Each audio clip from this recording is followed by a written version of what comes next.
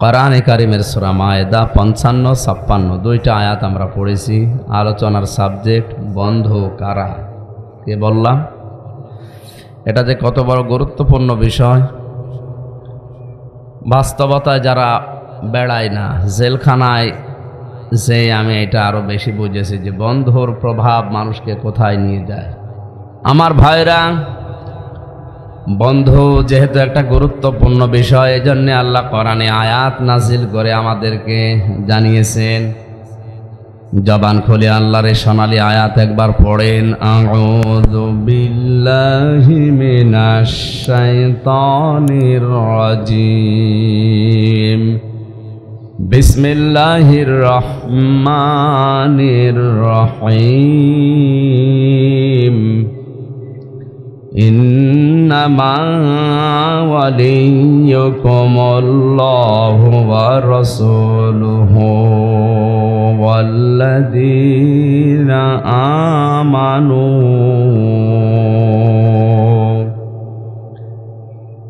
আল্লাযীনা ইউকিমুনাস সালাতা ওয়া ইউতুনাজ যাকাতা ওয়া হুম রাকিউন।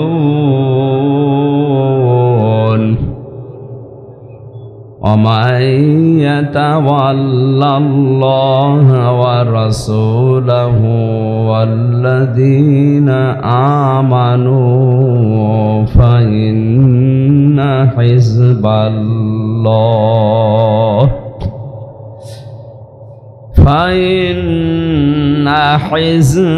الله هم الغالبون।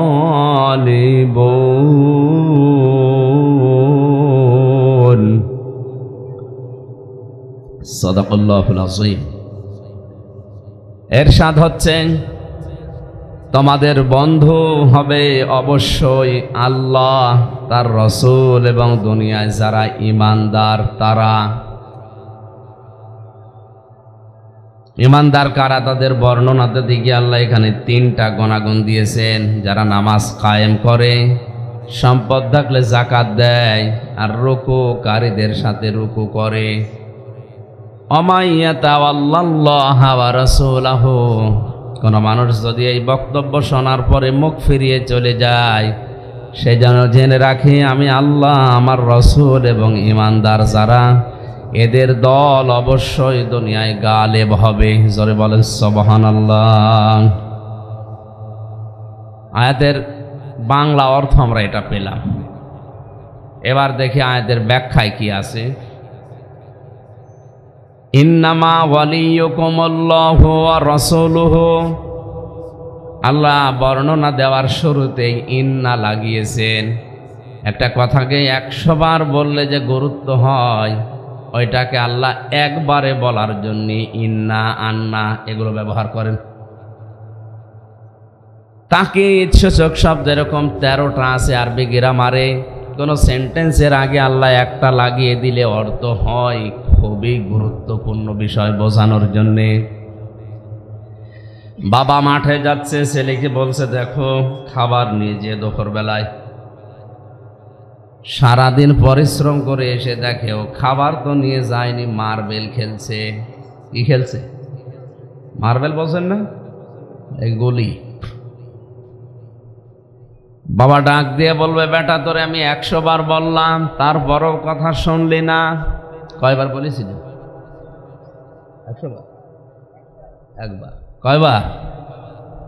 বাবার ওই একবারের কথা 100 বারের গুরুত্ব ছিল, কারণ দুপুর বেলা কাজ ছেড়ে আসলে কাজের ক্ষতি হবে। ছেলে যেহেতু ফেরি আছে, এই জন্য ওর এই কথা জানিয়েছে।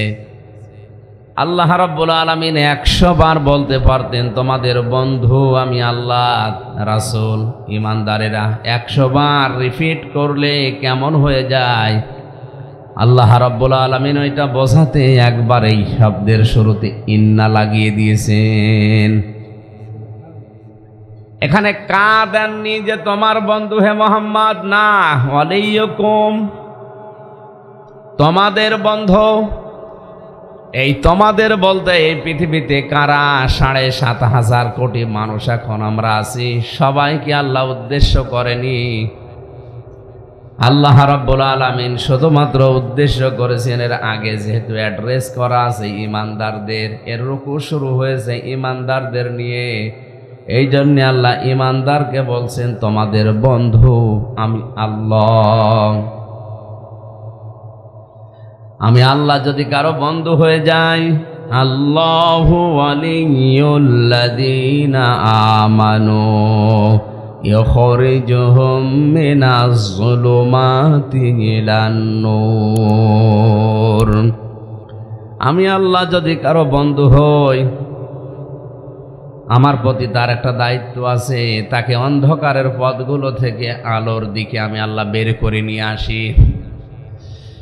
রামবাসী কান খাড়া করে বিবেক দিয়ে ভাবেন, চিন্তা করেন।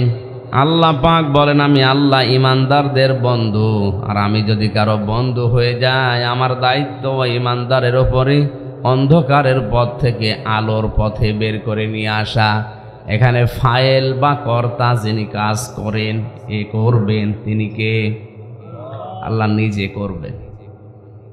যত তাফসির আছে পৃথিবীতে সব মুফাসসির এই জুলুমাতের ব্যাপারে একমত। দুনিয়ায় যত নিয়ম নীতি করা আছে, যত ধর্ম আছে, ইসলাম বাদ দিয়ে আল্লাহর কাছে সব অন্ধকার। এই জন্য কোনো মানুষকে যদি আল্লাহ বন্ধু হিসাবে গ্রহণ করে, এর বাস্তবতা দেখলে বুঝবেন লোকটাকে মানুষের তৈরি করা নিয়ম কানুন, আইন নীতি নিয়ে যারা রাজনীতি করে, সমাজনীতি করে, পরিবার নীতি চালায়, ওগুলো থেকে যখন ও বের হয়ে আল্লাহর নিয়ম নীতির দিকে ফিরে আসতেছে, বুঝবেন লোকটাকে আল্লাহ ভালোবাসা আরম্ভ করেছে।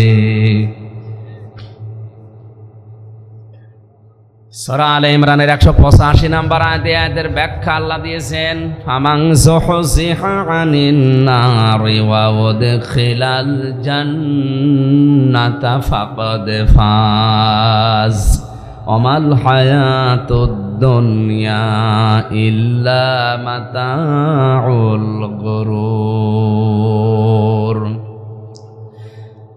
কোন মানুষকে আমি আল্লাহ বাঁচিয়ে দিলাম, তার মানে কাউকে যদি জাহান্নামের কাজগুলো আস্তে আস্তে ছেড়ে দিয়ে জান্নাতের কাজে আস্তে আস্তে আগিয়ে দেয়, বুঝবেন আমি ওই লোকটার জীবন সফল করে দিয়েছি।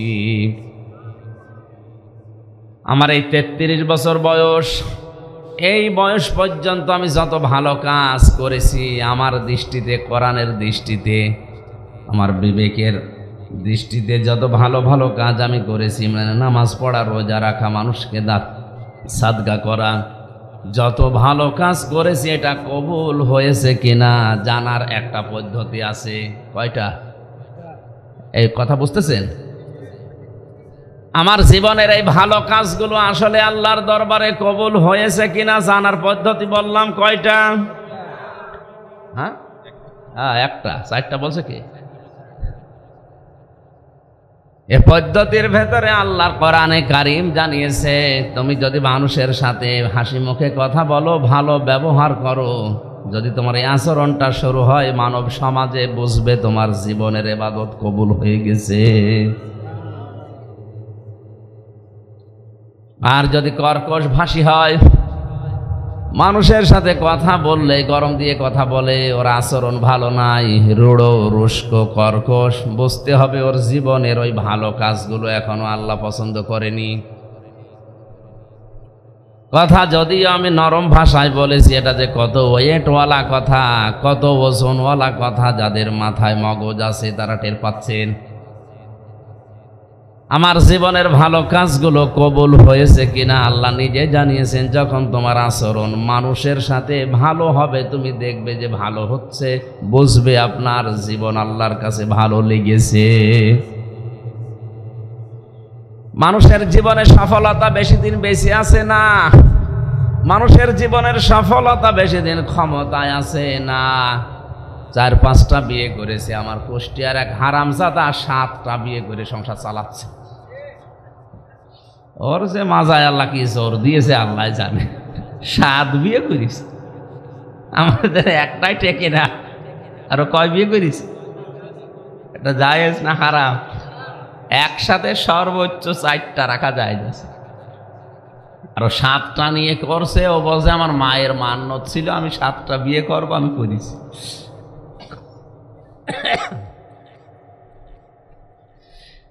বেশি বিবাহ করা এটা সফলতা না। কোরআনে কারিমের আয়াত কত নম্বর বলেছিলাম?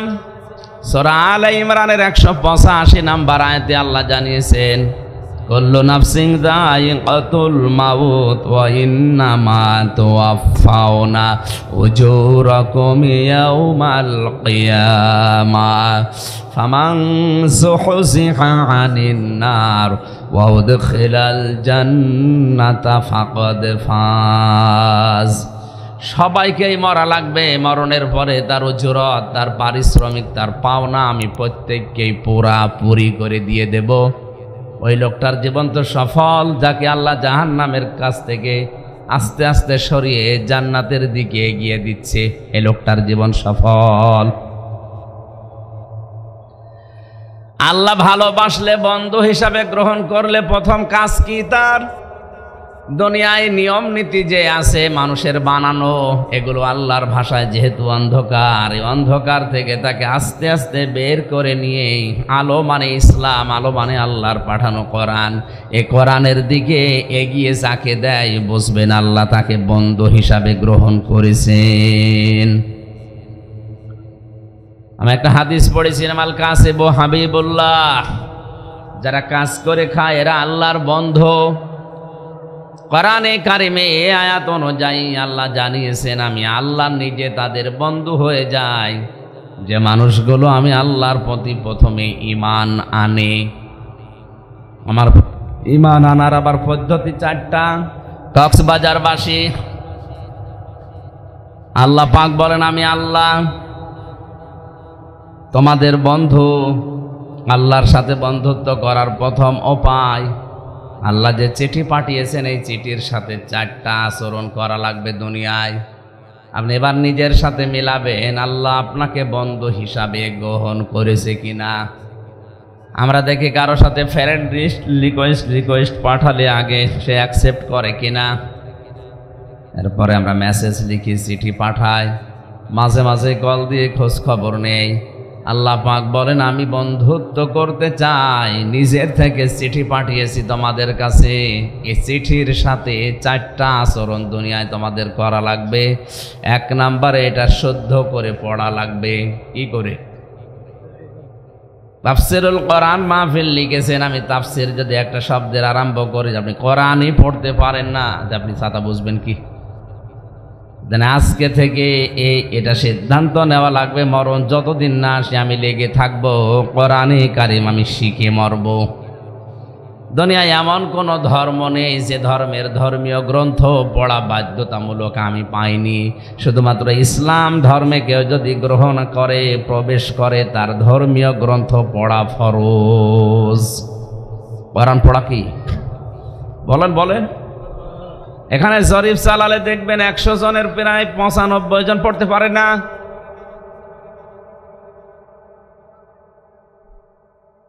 নারী হোক পুরুষ হোক যেই হোক না কেন, আপনাকে কোরআনের জ্ঞান অর্জন করাই লাগবে। এটা নামাজ পড়ার মতো, রোজা রাখার মতো, মাস্ট বি, ফরজ। এটা কি? এ ফরজ দায়িত্বই যদি আপনার জীবনে না থাকে, সামনে যে দিন আসতেছে, শিক্ষা ব্যবস্থা নিয়ে যে ষড়যন্ত্র বিশ্বের মুসলিম দেশগুলোতে আরম্ভ হয়েছে, তার কিছু নজির আপনি পেয়েছেন অলরেডি। আগামী 10 বছরের ভেতরে আপনার ছেলে আল্লাহর পরিবর্তে কি বলে ডাকবে আপনি নিজেও টের পাচ্ছেন না। সুতরাং এখনো যদি পরবর্তী ভবিষ্যৎ প্রজন্মকে আপনি অন্তত রেখে যেতে চান জায়গা মতো, সর্বপ্রথম তাকে কোরআনের শিক্ষা দেওয়া বাধ্যতামূলক করেন। ওরে হাফেজ বানানো লাগবে, ফরজ না। ওরে মাওলানা মুফতি বানানো লাগবে, ফরজ না। যতটুকু কোরআনে কারিম জানলে, ইসলাম জানলে দুনিয়ায় চলা যায়, এতটুকু তাকে শেখাতেই হবে। এই জন্য আহ্বান জানাচ্ছি, এলাকায় যদি মাদ্রাসা ওই রকম না থাকে আশপাশে তৈরি করেন। টাকা পয়সা আপনি কি করবেন 50 বছর পরে? এগুলো তো রেখেই চলে যাওয়া লাগবে। এমন এমন কাজে রাখা দরকার, অন্তত 100 বছর পরেও যেন আপনার কবরে আল্লাহ শান্তি দিতেই থাকেন। এই প্রজন্মগুলো, বিশেষ করে আপনার সন্তান, আপনার নাতি, নবীজি বলেছেন তিনটা জিনিস কখনো বন্ধ হয়ে যায় না, সাদগায়ে জারি হিসাবে জারি থাকে। তার একটা হচ্ছে নেককার সন্তান, নেককার নাতি, যারা মারা যাবার পরে এরা যখন কোরআন পড়বে, দোয়া করবে, বসবে, ভালো ভালো কাজের আঞ্জাম দেবে, আপনি কবরে বসে সওয়াবগুলো পাবেন। এই জন্য আমাদের নিজেদেরকেও বাঁচাতে হলে অন্তত সন্তানগুলোকে কোরআন পড়ানো শেখানো উচিত। এরা যদি 1 থেকে 5 পর্যন্ত অন্তত ওই সমস্ত জায়গায় না দিয়ে কোরআন যেখানে পড়ানো হয়, বোঝানো হয়, এরকম কিছু তৈরি করে দেন, ভেদটা যদি মজবুত হয়ে যায়, ও 6, 7, 8, 9, 10 পর্যন্ত যাই পড়ুক, পরে আপনি টলাতে পারবেন না। রামবাম নাস্তিকরা যে উদ্দেশ্য নিয়ে যে গভীর ষড়যন্ত্র এটা আরম্ভ করেছে, ওদের উদ্দেশ্য সফল হবে না। আমি জানি এখানে যারা আছে এই কথার ওজন আপনি টের পাননি। এটা যেহেতু ভিডিও হচ্ছে, রেকর্ড হয়ে চলে যাবে, কালকেই যাবে ওই নাস্তিকের কানে। যারা এই গোপন ষড়যন্ত্রে মেতেছে ওদের টনক নড়ে যাবে কালকে। ওরা কালকেই দেখবেন উল্টাপাল্টা বিষয় দিয়ে শুরু করবে বিভিন্ন জায়গায়। আমি শুধু আপনার উদ্দেশ্য করে এখানে বলি না, এটা মিডিয়া আছে এই কারণে বললাম। ওরা যেমন ষড়যন্ত্র করছে, আমরা উচিত জবাব দেব। আমাদের ছেলে মেয়ে যাদের 96% মুসলমান এই দেশে, আমরা 4% অন্যান্য জাতি আছে, ওরা কিছু করতে পারবে না। অন্তত আমরা আল্লাহ রসুলকে যারা বিশ্বাস করেছি বন্ধু হিসাবে পেতে চাই, পরবর্তী প্রজন্মগুলোকে যেন কোরআনে কারিমটা ওদের হাতে রেখে যেতে পারি, ওই ব্যবস্থা করা দরকার। দ্বিতীয় নম্বরে, আল্লাহর বন্ধু যদি কেউ দাবি করে, আল্লাহ যে চিঠি পাঠিয়েছেন, আমি শর্ত বলেছিলাম কয়টা? বলেন। আল্লাযীনা আতাইনাহুমুল কিতাবা ইয়াতলুনাহু হাক্কা তিলাওয়াতি উলাইকা ইউমিনুনা বিহি ওয়া মান ইয়াকফুর বিহি ফাউলাইকা হুমুল খাসিরুন। সূরা বানী ইসরাঈলের 121 নম্বর আয়াতে আছে, আমি আল্লাহ যাদের কিতাব দিয়েছি তারা এর হক আদায় করে তেলাওয়াত করে। কি করে?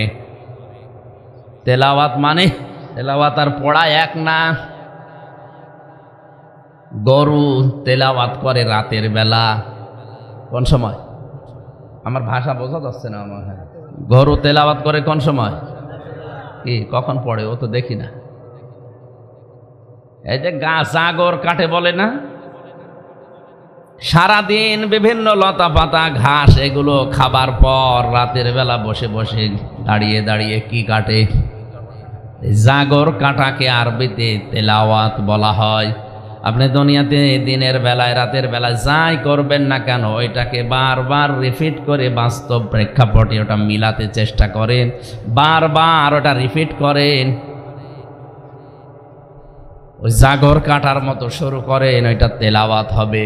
আল্লাহ বলেন এই তেলাওয়াতকে যদি কেউ হক আদায় করে তারাই শুধু আমি আল্লাহর কোরআনে বিশ্বাস করে।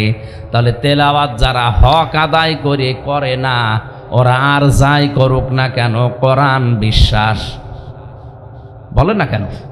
না। আল্লাযীনা আতাইনাহুমুল কিতাবা ইয়াতলুনাহু হাক্কা তিলাওয়াতি, আমি যাদেরকে কিতাব দিয়েছি তারা এই কিতাব হক আদায় করে তেলাওয়াত করে। উলাইকা ইউমিনুনা বি, এই মানুষগুলোই আমার এই কোরআনে বিশ্বাস করে। 96% মুসলমান এই দেশে, আমরা হাত তুলতে বললে সবাই বলি কোরআনে বিশ্বাস করি না। আপনি মুখে বললে হবে না, এটা বলা লাগবে কার? বলেন। আল্লাহ বলেন এরাই কোরআনে বিশ্বাস করে যারা হক আদায় করে তেলাওয়াত করে, জাগর কাটে। হক আদায় করার 4টা আমি পেয়েছি তাফসিরের ভেতরে অর্থ। 1 নম্বরে, কেউ যদি হক আদায় করতে চায় কোরআনের, তাকে পড়তেই হবে, মাস্ট বি। অন্তত এখন থেকে মরণ পর্যন্ত প্রতিদিন মেয়েদের শুধু ওই 3 দিন 7 দিন 10 দিন যে ছুটি থাকে, ওই ছুটি বাদ দিয়ে একটা দিনও যেন কোরআনের 3টা আয়াত 5টা আয়াত 10টা আয়াত পড়তে আমরা ভুলে না যাই। কি কথা বলেন না কেন? দুনিয়ার কোনো বই পড়লে, কোনো কিতাব পড়লেই সওয়াব হবে আমি পাইনি। কিন্তু কোরআনে কারিমের ব্যাপারে আছে, কেউ যদি বুঝে পড়ুক না বুঝে পড়ুক, তেলাওয়াত করলে প্রতি অক্ষরে 10টা করে নেকি হবে। এখন টাকার কদর আছে, এই জন্য টাকা আমাদের কাছে খুব দরকার। মরণের পরে এই টাকা না, মরণের পরে কদর থাকবে নেকির। কিসের কথা বলা লাগবে? ইয়াউমা ইয়াফিরুল মারউ মিন আখিহি ওয়া উম্মিহি ওয়া আবিহি ওয়া সাহিবাতিহি ওয়া বানিহি লিকুল্লি ইমরিইম মিনহুম ইয়াউমাইযিন শাআনুন ইউগনি। সূরা আবাসার ভেতরে আল্লাহ জানিয়েছেন কিয়ামত যেদিন কায়েম হবে, মানুষ পালাতে থাকবে আপনজনদের কাছ থেকে।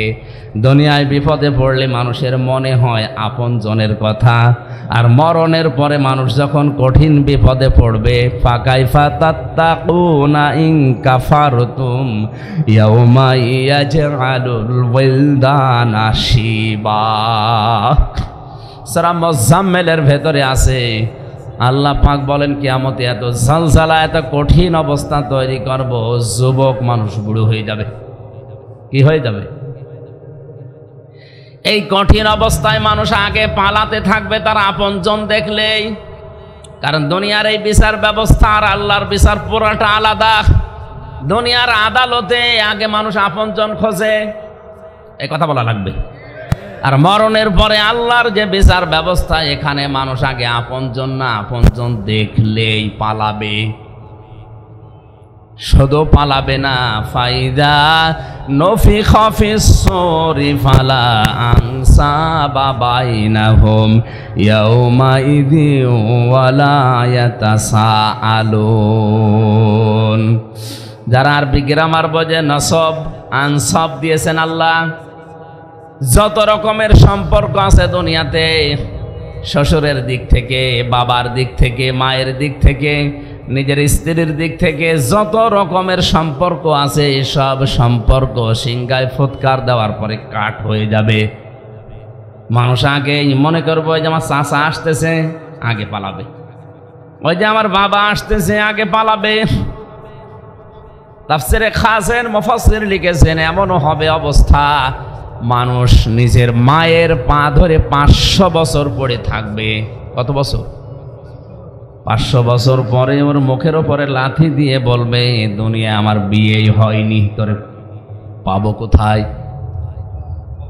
এখানে এফেররো শব্দের ব্যাখ্যা আছে, মাজা তুলে দৌড় দেওয়ার নাম এফেররো। এই যে বাঘ দেখলে, সাপ দেখলে মানুষ যেভাবে দৌড়ায়, এফেররো শব্দের শাব্দিক অর্থ এইটা। কিয়ামতের ময়দানে মানুষ ঠিক আপনজন দেখলে এইভাবে দৌড়াবে। শুধু দৌড়াবে তা না, এখানে মায়ের কথা, বাবার কথা, স্ত্রীর কথা, সন্তানের কথা, বন্ধুর কথা, নেতার কথা, এরপরে দুনিয়ার মানুষের কথা। 7 প্রকার মানুষের নাম আছে আয়াতগুলোতে। বাংলার মুসলমানেরা যদি বিবেক থাকে, আপনি দেখেন এই 7 প্রকার মানুষের কাছে আমরা আগে যাই, অথচ এরাই আগে পালাবে। সবচাইতে আপন যাদেরকে আমরা মনে করি, বিশেষ করে মা। কে? আরো বলেন। এ মা বলবে তুই চলে যা, একটা নেকি হাফ নেকি দেওয়ার আমার সম্ভব না, আমারই কি হবে আমি এখনো জানি না। এই জন্য নেকি কি দরকার এটা এখন টের পাওয়া যাচ্ছে না, চোখ বন্ধ হলে টের পাওয়া যাবে। সময় যেহেতু আছে, চোখ বন্ধ করার আগে কোরআনে কারিম পড়ে আপনি নেকিটা কামাই করে নিন। মান ক্বারাআল কোরআন হারফান ফালাহু 10 হাসানাত। কোন মানুষ যদি কোরআনের একটা অক্ষর পড়ে, কমপক্ষে আল্লাহ খুশি হয়ে 10টা নেকি লিখে দেয়। অন্যান্য হাদিসে আছে, আল্লাহ যদি ওকে বেশি লিখে দিতে চায়, কত দেবেন বেগয়রি হিসাব, এটা আল্লাহ ছাড়া কেউ জানে না। দুনিয়ায় রামায়ণ পড়লে, কোন হাদিসের বই পড়লে, সাধারণ জেনারেল কোনো বই পড়লেই সওয়াব হবে 10টা করে। আমি অন্তত পাইনি, আর এটা নেইও। এই একটাই মাত্র কিতাব আল্লাহ কোরআনে কারিম দুনিয়ায় দিয়েছেন, পড়লেই সওয়াব হয়। বুঝে পড়েন আর না বুঝে পড়েন। ইমাম মালিক রাহমাতুল্লাহ আলাইহি আল্লাহকে 100 বার স্বপ্ন দেখেছিলেন। কতবার? 100 বার উনি রিপিট করেছেন, আল্লাহ তোমার কাছে সব চাইতে বেশি ভালো কাজ কোনটা? আল্লাহ 100 বারই জবাব দিয়েছে, ইমাম মালিক রে, আমার কাছে সব চাইতে বেশি ভালো লাগে মানুষ যখন কোরআন পড়ে। দুনিয়ায় এমন কোন দিকে আমি এত বেশি নজর দিয়ে থাকি না, যত বেশি নজর দিয়ে থাকি মানুষ যখন কোরআন পড়ে ওই অবস্থায়। এই জন্য হক আদায় করে যদি আমরা পড়তে চাই, 1 নম্বরে শুদ্ধ তেলাওয়াত করা লাগবে। 2 নম্বরে শুধু পড়লে হবে না, এটা বুঝতে হবে। কি করা লাগবে? বোঝার মতো মানুষের সংখ্যা এখন নেই। 100 জনের 95 জন তো পড়তে পারে না, আর বাকি আছে 5 জনে, 5 জনের 4 জন আছে পড়ে বোঝে না। 1% বোঝে পড়ে, তাও সঠিকভাবে গবেষণার নিয়তে পড়ে না। অথচ কোরআন শুধু পড়ার জন্য আল্লাহ বলেননি আফালা ইয়াতাদাব্বারুনাল কুরআনা আম আলা কুলুবিন আকফালুহা। সূরা মুহাম্মাদের 47 নম্বর আয়াতে আল্লাহ বলে জানিয়েছেন, কি হয়েছে তোমাদের? কোরআন নিয়ে কেন চিন্তা ভাবনা করো না? কোরআনের কাছে কেন এসে গবেষণার দৃষ্টিতে বসো না? তোমাদের অন্তরে কি তালাবদ্ধ করা? ও বাংলার মুসলমানেরা, উদারতা আহ্বান জানাচ্ছি, এ মাহফিলটা প্রতিদিন হবে না। আজকে যেহেতু 1 বছর পরে হচ্ছে, হাতে পায়ে ধরে হলেও বলছি, আপনি যে অবস্থায় পারেন না কেন কোরআন পড়া শেখেন, কোরআন বোঝা শেখেন। আজকে থেকে সিদ্ধান্ত নিয়ে বাড়ি যাওয়া লাগবে, মরণের আগে হলেও একবার পড়া কোরআন আমার মাতৃভাষায় আমি অর্থটা শেষ করব। জেলখানায় থাকা অবস্থায় অনেকগুলো মানুষকে পরামর্শ দিয়ে পড়িয়েও ফেলেছিলাম, তারপরেও যেহেতু আমরা একটা রিস্ট্রিকশনে ছিলাম, আটকা জায়গায় থাকতাম, কিছু কিছু মানুষ রিস্ক নিয়ে আসতো, যতটুকু তাদের পেরেছি বলেছি এটা শেষ করেন। পড়া কোরআনটা মাতৃভাষায় একবার অর্থও পড়েন, ব্যাখ্যা যদি নাও সময় পান, প্রতিদিন 3-4 আয়াতের অর্থ পড়লে দেখা যাচ্ছে বছরে আপনার শেষ হয়ে যাবে। তাহলে এই দেশে আপনাকে কে আবার ধোঁকা দিয়ে বোকা বানিয়ে শিরিক বেদাত করাতে পারবে না। কারণ আল্লাহর গ্যারান্টি, আমি আল্লাহ যাদেরকে চিঠি দিয়েছি, চিঠি যদিও পড়ে আর বোঝে, বন্ধু হবে কে? শর্ত 2টা বললাম, এখনো আছে কয়টা? শুদ্ধ করে পড়া, বুঝতে হবে এটা। এখন যদি বলেন এত কঠিন বিষয়, লক্ষ লক্ষ শব্দ আমি মুখস্থ করবো এই বুড়ো বয়সে, না, খুব বেশি হলো 250 শব্দের অর্থ যদি আপনার আয়ত্তে থাকে, পড়া কোরআন শরীফ আপনি দেখলেই বুঝবেন যে আল্লাহর বক্তব্য এইটা। প্রতিদিন 3-4টা শব্দ করে মুখস্থ করেন। ইন্না মানে কি, আন্না মানে কি, কান্না মানে কি, এরকম শব্দগুলো খুব বেশি না, 250-র মতো আছে। একটু নিয়ত করে শুরু করেন। এখন যদি মনে করেন সময় নেই, প্রতিদিনে 24 ঘন্টার 5 মিনিট সময় বের করেন, 5টা শব্দ মুখস্থ করব। আপনি তাহলে তালবে এলেম হয়ে যাবেন। এখন যদি আমার 60 বছর বয়স, আমার তালবে এলেম, হ্যাঁ আপনি তালবে এলেম, এলেম তলবকারী। এই অবস্থায় যদি মরণের আগে আপনি শিখতে শিখতেই মারা যান, শেখা যদি নাও হয়, তারপরও আপনি কিয়ামতের দিন তালবে এলেম হয়ে উঠবেন, যাদের কোনো বিচারও হবে না, হিসাবও হবে না। তালেবে এলেমের মর্যাদা আল্লাহর নবী এত বেশি দিয়েছেন, কোন রাস্তা যেয়ে যদি তালেবে এলেম হেঁটে যায়, ওই রাস্তার পাশে ফেরেশতারা নিজেদের পর বিছিয়ে দেয়। এখন এই 60 বছরের লোক যদি বলে আমি বুড়ো মানুষ, আমার পায়ের নিচে বিছিয়ে দেবে, হ্যাঁ আপনি বুড়ো তাই কি, আপনি তালবে এলেম। তালবে এলেম না? নবীজি কিন্তু 5 বছর, 7 বছর, 10 বছরের ছেলেমেয়েরাই শুধু তালেবে এলেম তা বলেন নাই। তালাবুল ইলমি ফারিদাতুন আলা কুল্লি মুসলিমিন ওয়া মুসলিমাতিন। ছেলে হোক মেয়ে হোক, দিনের এলেম তলব করা এটা নফল কাজ না, এটা ফরজ। এটা কি? একেবারে সহজ জিনিস, খুব বেশি কঠিন হলে আল্লাহ বারবার এই কথা কোরআনে বলতেন না। ওয়ালাকাদ ইয়াসসারনাল কুরআনা লিযিকরি ফাহাল মিন মুদ্দাকির। এই কোরআন আমি সহজ করে দিয়েছি, এখান থেকে উপদেশ নেওয়ার মতো কেউ আছো কি? তাহলে যারা এই কক্সবাজার জেলাতে আসবে, আপনাকে অন্তত ধোঁকা দিয়ে একটা জিনিস বুঝিয়ে দিয়ে চলে যেতে পারবে না। আজকে থেকে আগামী বছরের এই দিন পর্যন্ত পড়া কোরআনটা মাতৃভাষায় 2-4 আয়াত করে পড়ে পড়ে বাংলা পড়ে পড়ে আপনি শেষ করে ফেলবেন। আমি কয়েকবার মাত্র শেষ করেছি বাংলাটা, এখন আমার কাছে পড়া কোরআন শরীফের সব আয়াতই এক মনে হয়। তা আপনি যদি একবারও পড়েন অন্তত এক মনে না হলেও বেশি তফাৎ হবে না। বন্ধ হওয়ার 2 নম্বরের শর্ত তাহলে বুঝতে হবে আপনাকে। 3 নম্বরের শর্ত দিয়েছে, এটা শুধু বুঝলে হবে না, যতটুকু বুঝবেন অতটুকু আপনার ওই জীবনে আমল করা, কাজ করে দেখাতে হবে। শুধু কাজ করে দেখালেই হবে না, 4 নম্বরে যেটা জানলেন ওটা পৌঁছিয়ে দেওয়ার দায়িত্ব নেওয়া লাগবে। শর্ত কয়টা? খুব ভালো করে খেয়াল করেন। 1 নম্বরে পড়তে হবে, তাও যেমন তেমন পড়া না, কি করে? শুদ্ধ করে। বলেন, আরবি শুদ্ধ করে পড়ার খুব বেশি হলো 12 থেকে 13টা নিয়ম আছে। আর বাকি যেগুলো কারিয়ানা পড়তে হয় প্রায় 120-22টার উপরে, পড়াটা আপনার দরকার নেই, ওগুলো ওদের দরকার। আপনি যদি একেবারেই না পারেন অন্তত 12-13টা কায়দা, কখনো গন্না হবে, কখন অক্ষর ছেড়ে যাবে, কখনো 1 আলিফ টান হবে, 3 আলিফ 4 আলিফ, সব মিলে 12টা। এই 12টা কায়দা না 1 মাস লাগবে যদি আয়ত্ত করতে পারেন। আর যদি মিলিয়ে ওখানে সেট করেন, আপনার কোরআন শরীফ শুদ্ধ হয়ে যাবে। 2 নম্বর, আপনাকে এবার বোঝার চেষ্টা চালাতে হবে। 3 নম্বরে বুঝবেন শুধু না, যে আয়াত পড়লেন ওই আয়াতটা জীবনে আমার মেলে কিনা দেখতে হবে। আমি কোরআনে পড়েছি যে সুদ খাওয়া যাবে না, ঘুষ খাওয়া যাবে না, যৌতুক নেওয়া যাবে না, এইটা আমার জীবনে জীবন চলে গেলেও আমি মিলাবো। শুধু মেলাবো এতটুকু না, আরো মানুষ যেন মানতে পারে সেই ব্যবস্থা আমি করে দেব। এই 1 নম্বরে পড়া, 2 নম্বরে বোঝা, 3 নম্বরে আমল করা পর্যন্ত অসুবিধা নেই। কিন্তু আমরা যখনই বলি আমি যা পড়ি, আমি যা বুঝি, আমি যা মানি, এটা আমি পৃথিবীর মানুষকেও মানাবো, তখনই আমাদের বিরুদ্ধে ষড়যন্ত্র শুরু হয়।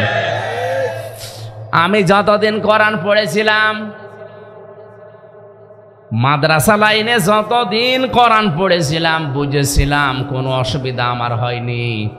বিশ্ববিদ্যালয়ে যাবার পরে যখন কোরআন আমি প্রচার আরম্ভ করেছি, যে আমি যতটুকু জানি আমি এইটাও প্রচার করব, কারণ এটা আমার নির্দেশ। বাল্লিগু আন্নি ওয়ালাউ আয়া, বাল্লিগ না, বাল্লিগু বহু বছর। আল্লাহর নবী বলেন তোমরা সবাই মিলে প্রচার করো।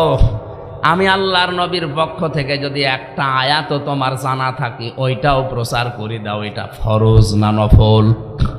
এই দায়িত্ব পালন করতে গিয়ে যখন ফরজ মনে করে যতটুকু জানি প্রচার করি, মানুষদেরকে অন্ধকার থেকে আলোর দিকে নিয়ে আসার জন্য চেষ্টা চালাই, শয়তান তো বসে নেই, ওর দোসররাও বসে নেই, ওরা তখন ষড়যন্ত্র আরম্ভ করে। এটা এখন করছে শুধু তা না, আগেও করেছে। বিশ্বনবী যতদিন কোরআনে কারিম পেয়েছিলেন, পড়েছিলেন, বুঝেছিলেন, আমল করেছিলেন, অসুবিধা নেই।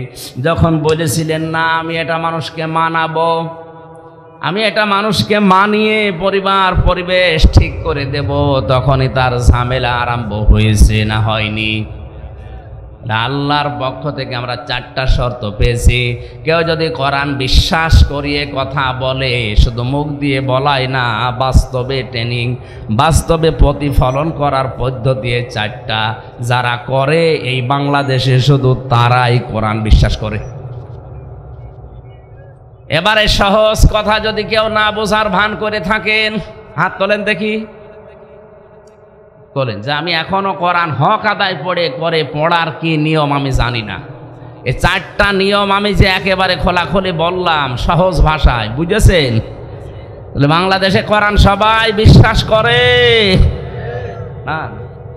এই 4টা শর্ত আপনি মানবেন, তারপরে শুদ্ধ করে পড়বেন, বুঝবেন, নিজে ওর উপরে আমল করবেন, কাজ করে দেখাবেন। 4 নম্বর, এটা প্রচার করবেন মানুষের কাছে, মানুষ যেন মানে, সেই ব্যবস্থা করার চেষ্টা করবেন। এই 4টা যারা করে, উলাইকা ইউমিনুনা বি, এরাই কোরআন বিশ্বাস করে। ওমা ইয়াকফুর বিহি, যারা এগুলো করে না, ফাউলাইকা হুমুল খাসিরুন, ওরা কোরআন বিশ্বাসও করে না, ওরা ক্ষতিগ্রস্ত। জোরে বলে নাউজুবিল্লাহ। এর যে সহজ ভাষা, সহজ পদ্ধতি আমার আর জানা নেই। এরপরও যদি কেউ না আগান, এদিকে আর কি বলবো, আমার কিছু বলার আছে? আর আমি তো আর দারোগা পুলিশ হয়ে আসিনি যে পিটিয়ে মানুষ হেদায়েত করে দেব। ওয়ালিল হাক্কু মির রাব্বিকুম ফামান শাআ ফালিউমিন ওয়া মান শাআ ফালিয়াকফুর। হে নবী, আপনি হক কথাগুলো সঠিকভাবে তুলে ধরেন, যার ইচ্ছা হয় সে কবুল করবে, যার ইচ্ছা হয় সে কুফরি করবে। আমার দায়িত্ব ছিল পৌঁছিয়ে দেওয়া, আমি পৌঁছিয়ে দেওয়ার দায়িত্ব পালন করলাম, এখন বাকিটা আপনার। দ্বিতীয় নম্বর, কেউ যদি রাসূলকে বন্ধু হিসাবে গ্রহণ করতে চায়, 4 দফা কর্মসূচি তার হাতে নেওয়া লাগবে। কয়টা? বলেন বলেন। ওরা কোরআনে আল্লাহ একটা 4 জায়গায় দিয়েছেন। সূরা বাকারার 129 নম্বর আয়াত, সূরা বাকারার 151 নম্বর আয়াত, সূরা আলে ইমরানের 164 নম্বর আয়াত, সূরা জুমার 2 নম্বর আয়াতে 4টা আয়াতের কথা একই। কেউ যদি রাসূলকে বন্ধু হিসাবে পেতে চায়, তার 4টা দফা কর্মসূচি নেওয়া লাগবে। বলেন সুবহানাল্লাহ। এটা কি কবরস্থান নাকি? আল্লাহর নাম জোরে বলেন, সুবহানাল্লাহ, আলহামদুলিল্লাহ,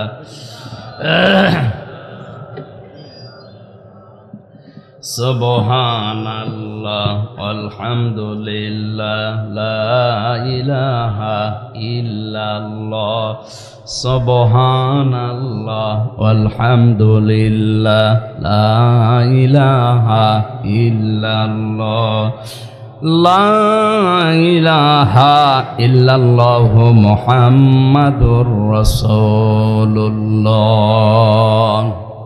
এই কালেমাটা অন্তত যখন পড়বেন, পোড়াটা পড়ে একবার দরুদ শরীফ পড়েন।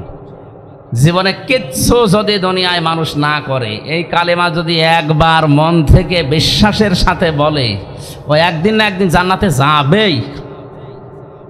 মানে অন্তত আমাদের এই পুঁজিটা তো আছে। হ্যাঁ, আমল হয়তো কম বেশি আমাদের আছে অনেকে। এই কালেমাটা পড়ার সময় মহব্বত নিয়ে বিশ্বাসের সাথে একবার বলবেন, লা ইলাহা ইল্লাল্লাহ। আল্লাহ ছাড়া ইবাদত পাওয়ার মতো যোগ্যতা দুনিয়ায় কারো নেই। হিন্দুরা 12 মাসে 13 পূজা করে, 33 কোটি ওদের দেবতা, আর আমাদের কয়জন? বলেন বলেন। আপনার নামাজ, রোজা, নফল, দান, সাদকা, ভালো ব্যবহার এটা কম থাকতে পারে, কিন্তু এই বিশ্বাসটা নিয়ে যদি কেউ একবার উচ্চারণ করে মরে যেতে পারে, আর এটা যদি শেষ কথা হয় তো শোনায় সোহাগা। মরণের আগে যদি কেউ মুখ ফুটিয়ে কথা বলতে পারে, ওর জীবনের 80 বছরের যত রকমের গুনাহ ছিল সব আল্লাহ মাফ করে দেবে, শুধু হক করে এবাদতটা বাদ দিয়ে। যদি মানুষের হক নষ্ট করে থাকে, ওইটা আপনাকে আগে ফেরত দেওয়া লাগবে, তাছাড়া ওইটা মাফ হবে না। এই জন্য আমরা কালেমা পড়ার সময় অন্তত বিশ্বাস নিয়ে এই নিয়তে পড়বো যে আল্লাহ ইবাদত পাওয়ার যোগ্যতা তোমার ছাড়া আর কারো নেই দুনিয়ায়। সারা দুনিয়া যদি একদিকে যায়, আমি আসি একদিকে, যে আমি ইবাদত পাওয়ার যোগ্যতা শুধু তোমারে দিয়েছি। মুহাম্মাদুর রাসূলুল্লাহ, আর আমার আদর্শকে মুহাম্মদ সাল্লাল্লাহু আলাইহি সাল্লাম। 4টা কর্মসূচি ছিল দুনিয়ায় তার বাবা হযরতে ইব্রাহিম আলাইহিস সালাম, ইসমাইল আলাইহিস সালাম যখন কাবা শরীফ নির্মাণ করছিলেন, ওই সময় আল্লাহর কাছে একটা দোয়া করেছিলেন, রব্বানা ওয়াবআস ফীহিম রাসূলাম মিনহুম ইয়াতলু আলাইহিম আয়াতিকা ওয়া ইউআল্লিমুহুমুল কিতাবা ওয়াল হিকমাতা ওয়া ইউযাক্কিহিম ইন্নাকা আনতাল আজিজুল হাকীম। হযরত ইব্রাহিম কাবা শরীফের একটা একটা করে পাথর লাগাচ্ছিলেন, ইসমাইল পাথরগুলো তুলে দিচ্ছিলেন। এমন সময় তিনি দোয়া করলেন ওই মাকামে ইব্রাহিমের উপরে দাঁড়িয়ে, যে ইব্রাহিম আলাইহিস সালাম যে পাথরটায় উঠছিলেন, পাথরটা লিফটের মতো, উঠলেই পাথর উপরে চলে যায়, উনি পাথরটা লাগিয়ে আবার যখন নিচে নামার মনে করেন পাথরে দাঁড়ান, পাথর এমনিতেই নিচে নেমে যায়। লিফটে হয়তো মেশিন লাগানো ছিল, আর ওখানে ছিল আল্লাহর একটা কুদরতি মেশিন। জোরে বলেন আল্লাহু আকবার। এই যে উঠতেছিলেন, পাথর লাগাচ্ছিলেন, নামছিলেন, এই অবস্থায় একটা দোয়া করেছিলেন, সে দোয়াটা আল্লাহ কোরআনে তুলে দিয়েছেন। তিনি বললেন, রব্বানা, হে আমাদের মালিক, হে আমাদের রব, ওয়াবাস, তুমি পাঠাও, ফীহিম রাসূলাম মিনহুম ইয়াতলু আলাইহিম আয়াতিকা, তুমি আমার এই বংশে আমাদের ভেতরে এমন একজন রসুল প্রেরণ করো যে তোমার আয়াত তেলাওয়াত করে মানুষকে শোনাবে। তাহলে রাসূলকে বন্ধু হিসাবে পাওয়ার জন্য আল্লাহ যে 4 দফা কর্মসূচি দিয়েছেন, 1 নম্বরে আমি যদি রসুলকে বন্ধু হিসাবে পেতে চাই, কোরআনে কারিম তেলাওয়াত করে মানুষকে শোনানো লাগবে। এটা আমার দায়িত্ব। এটা কি? এই দায়িত্ব হয়তো কুষ্টিয়া থেকে পর্যন্ত এসে আমার পালন করা সম্ভব না, কারণ এখানে আমি চিনি না, জানি না। যারা এই ব্যবস্থাটা করে দিল কোরআন বোঝানোর, কোরআন প্রচার করার, আল্লাহ তাদেরকে এই আয়াতে শামিল করুন। জোরে বলেন আমিন। রাসূলকে বন্ধু হিসাবে পাওয়ার 2 নম্বর পদ্ধতি হচ্ছে আল্লিমহুমুল কিতাব, কিতাবের শিক্ষা ব্যবস্থা জারি করা। আমাদের সিলেবাসে কোরআনে কারিম 100 মার্ক থাকবে। এটা যদি মুসলিম দেশে থাকতো, ও যদি ম্যাজিস্ট্রেট হয়, ডিসি হয়, টিওনো হয়, বড় বড় জায়গায় যায়, পিটিয়েও তাকে ঘোষ খাওয়ানো যাবে না। ঝিনাইদার এক টিওনোর বাড়িতে একবার উপস্থিত হয়ে দেখি ওনার আমার চা দিল, সেই 20 সালে চা দিয়েছে, কিন্তু নিচে কোনো পিরিচ নেই। আমি হেসে ফেলেছি। আমার হাসি দেখে এই জ্ঞানী মানুষ তো বুঝে ফেলেছে, বলছো হুজুর আপনি কেন হাসেন? আমি বুঝেছি, চা দিয়েছি শুধু কাপে, কাপের নিচে পিরিচ নেই। সকালবেলা আমার ওই ছোট বাচ্চাটা পিরিচটা ভেঙে ফেলেছে। পিরিচ যে কিনবো সে টাকা আমার হাতে এখন আর নেই, অথচ গতকালকে আমি একটা সই করলে 10 লাখ টাকা পেয়ে যেতাম।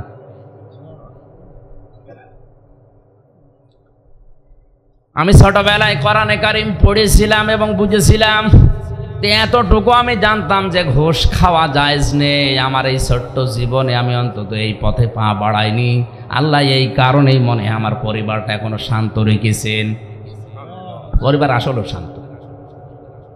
যারা অবৈধভাবে ইনকাম বন্ধ করে দেয়, আল্লাহর দিকে তাকিয়ে কষ্ট তাদের হবে, কিন্তু অজানা একটা শান্তি আল্লাহ তাদের মনের ভেতরে পরিবারে তৈরি করে দেবে। কারণ আমরা জানি শান্তি এটা আল্লাহর নাম। সালাম কার নাম? আপনি টাকার ওপরে শুয়ে থাকলেও শান্তি পাবেন না, অথচ দেখা যাচ্ছে অনেক মানুষ গাছতলায় বসে শুয়ে এমন ঘুমাচ্ছে, সিটাক্সিন খেয়ে, কষি আম খেয়ে, ওই ঘুম আসে না। শান্তি দেওয়ার একচ্ছত্র মালিকানা আল্লাহর।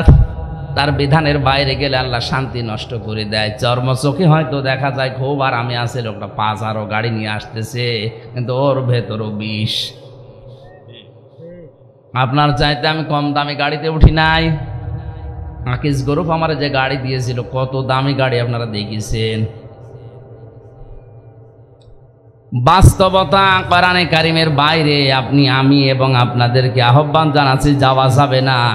যত কঠিন পরিস্থিতি আসুক না কেন, শয়তান যত ধোকায় ফেলুক না কেন, না। কারণ এখনই চোখ বন্ধ করে দিলে অবৈধগুলো আমার কবরে শাস্তির কারণ হয়ে দাঁড়াবে।